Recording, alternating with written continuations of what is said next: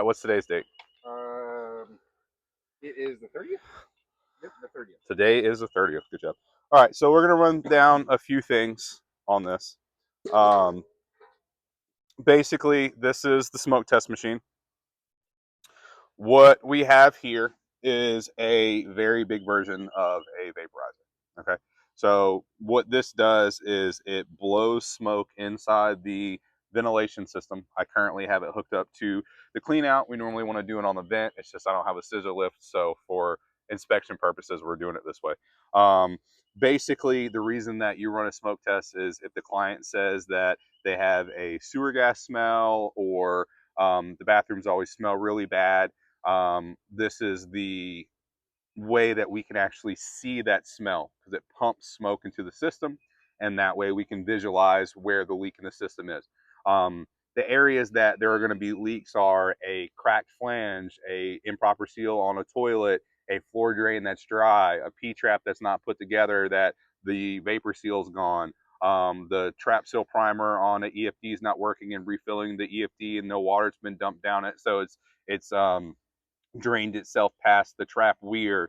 Water fountains haven't been used because people use water bottles, and then the trap of that is dry because it's so small. There's a clean out in the wall that has a metal kick plate cover on it, and it has the hole for the screw to go in it, and someone put a second hole in it, so it's there. There's a Studer vent that's failed. There is a vent stack that's disconnected because someone needed to run through a sanitary tee on a double Y on a urinal and didn't connect it back, or something like that. Those are your biggest areas that you're going to get a sewer smell from.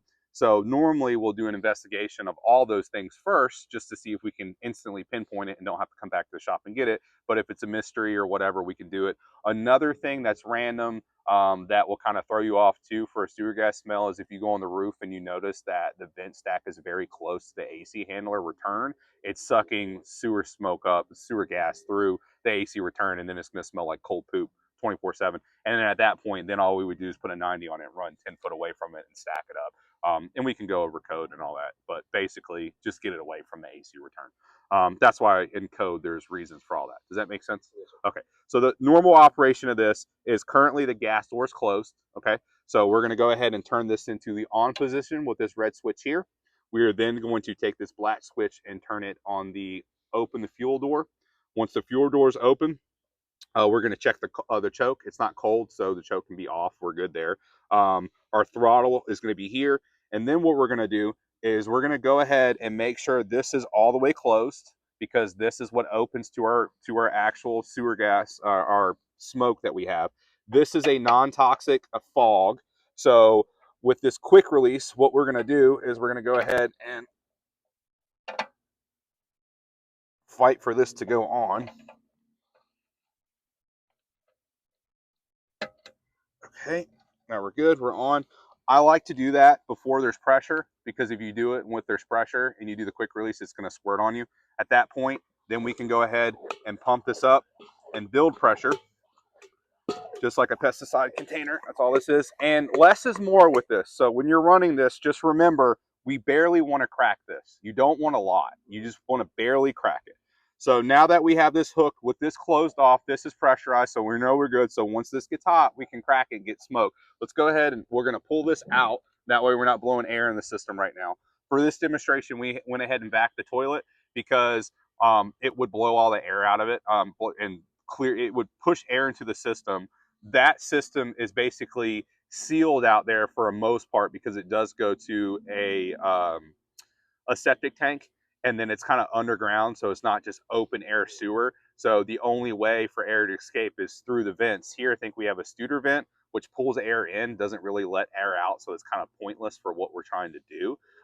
So that means that the air has to go somewhere. So it will blow out traps in this scenario because it's not going downstream, which is why it's better to go on the vent stack. That's why we went ahead and backed out the trap, just so we can show that the smoke goes through the system. Does that make sense? yes, okay. So what I'm going to do now is I'm going to pause the video, and then I'm going to go ahead and crank this up because we have it all set up. All we got to do is pull it. It'll crank up. And then at that point, we're going to let it get hot for a couple minutes, and then we're going to go ahead and run the gas. Now, you don't want to go ahead and have this open and then get it running, because then it's going to throw all the juice on the plate. It's going to cool the plate. It doesn't get hot enough. You're going to waste a lot of juice, and it's not going to produce the dense smoke you want. Then once it gets hot, we'll crack it and we'll make sure we're getting fog out of it. Once we're getting fog, then we can put it in the drain line and we'll see where it's going. But this needs to get hot first. Normally 3 to 5 minutes, not a big deal. And this also runs on regular gas, not mixed cycle, not 50-to-1, not diesel, regular gas. If you have this machine, when you're filling up your van, top it off, you're good to go. It takes a lot of gas to run it, so it's fine. So now we're gonna go ahead and turn the smoke on. Hey.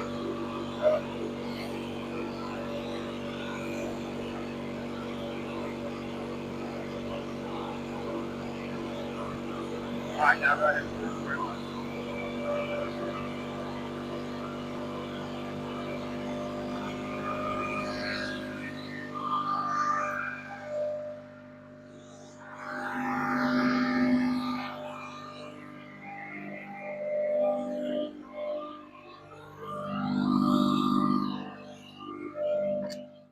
So now we're gonna see it's gonna flood the bathroom with smoke.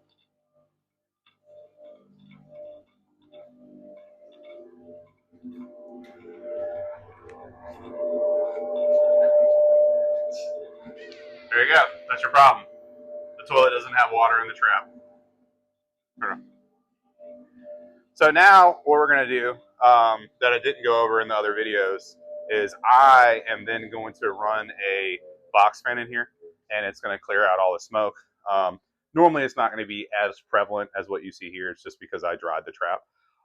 At that point, once I get all the smoke out of here, then we would do the investigation. Now, if it's a very thin layer of smoke, because normally it's not going to be so as grandiose as this, because once again, the trap was dry just for dramatic effect. What I like to do is I keep a laser. I know most of you guys won't, but if you turn the lights off and you go in there with a flashlight, just like a club, you're going to see the light reflect off the smoke. It's going to help you see where that is. So, and you can pinpoint it a little bit better. If you have any other questions on something like this, obviously ask your manager. We're going to be able to help you out.